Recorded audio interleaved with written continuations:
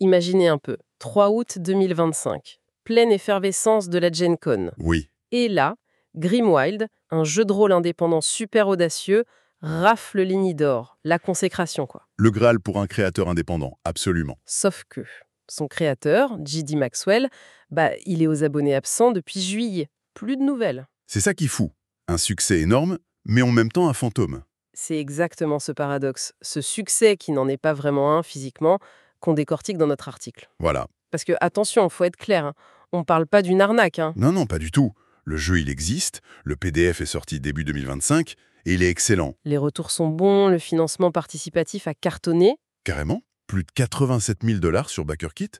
Le système Moxie, ce mélange entre narration à la Blades in the Dark et archétype D&D, ça a vraiment séduit. Donc, créativement, financièrement, tout semblait rouler. Exactement. Le souci n'est pas là. Et pourtant, depuis juillet 2025, silence radio complet. Maxwell injoignable. Et le projet est au point mort. C'est ça.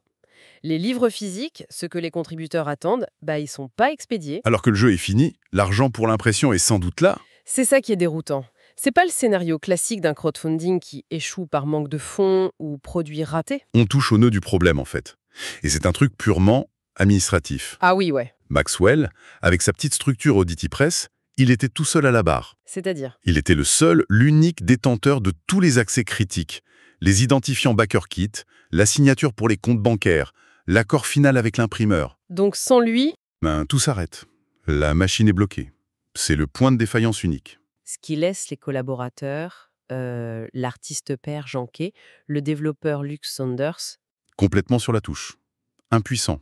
Ils ont fait leur part du boulot, mais ils n'ont aucune prise. même pour communiquer avec les backers, j'imagine. Rien.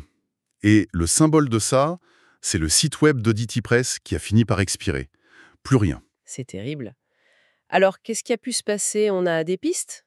L'hypothèse la plus forte, c'est l'épuisement, le burn-out. Ah, Gérer seul un projet de cette ampleur, création, campagne, production, et puis toute la logistique derrière, c'est colossal. épuisant, ouais. Et pour couronner le tout, il avait lancé un autre projet en mars 2025. Encore un? Oui, qui a aussi levé pas mal d'argent juste avant qu'il disparaisse des deux projets en même temps. La surcharge semble évidente.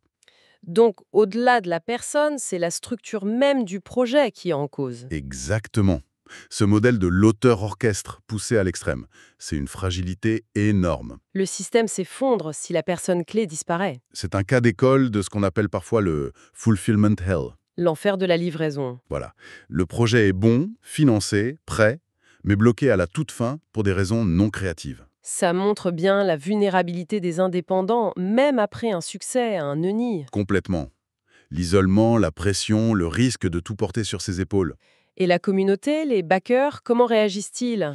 C'est intéressant, parce qu'il y a de la frustration, bien sûr, c'est légitime. Oui, on peut comprendre. Mais il y a aussi beaucoup d'inquiétude pour Maxwell lui-même.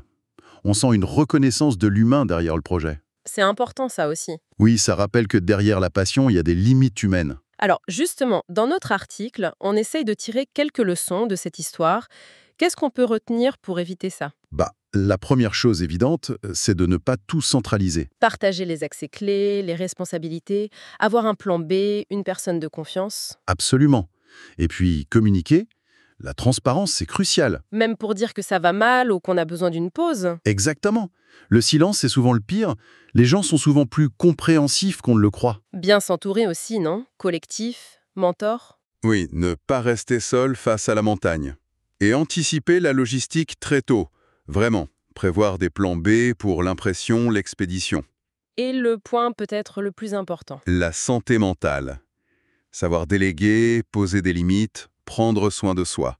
La création, ça ne doit pas être une course à l'épuisement. On ne peut qu'espérer une issue positive pour les contributeurs et pour J.D. Maxwell. Oui, bien sûr. En attendant, Grimwild, c'est un peu le jeu de Schrödinger du JDR, non? Comment ça? Il existe et il n'existe pas en même temps. Primé, acclamé en PDF. Mais introuvable physiquement. Voilà. Ça montre bien qu'une idée géniale, même un succès critique, ça ne suffit pas s'il n'y a pas une structure solide derrière pour la concrétiser jusqu'au bout. Une réflexion importante pour tous les créateurs, effectivement.